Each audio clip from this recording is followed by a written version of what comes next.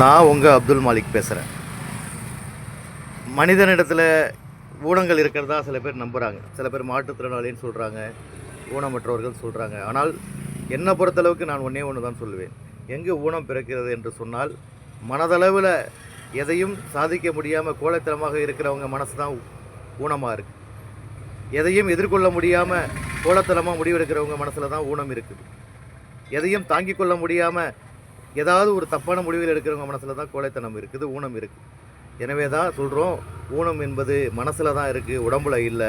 நீங்கள் பாருங்கள், எப்போதுமே தான் சிரமப்படுற ஒரு ஏழையான ஒரு ஆட்டோ ஓட்டுநர் மட்டும் இல்லை, அனைத்து ஓட்டுநர் சொந்தங்களுமே கொஞ்சம் இறக்க குணம் உள்ளவங்களாக தான் இருப்பாங்க. ஏன்னு சொன்னால், தான் பட்ட கஷ்டங்கள் பிறர் படக்கூடாதுங்கிறத அவங்க மனசில் இறைவன் அருள்கொடையால் எழுதப்பட்டிருக்கும். அந்த வகையில் ஒற்றுமையுடன் சேர்ந்து இயன்றதை செய்வோம், இல்லாதவருக்கே என்ற அடிப்படையில் நாம் நிறைய நன்மையான விஷயங்களை செய்து கொண்டே இருப்போம். இறைவன் அருள்கொடையால்.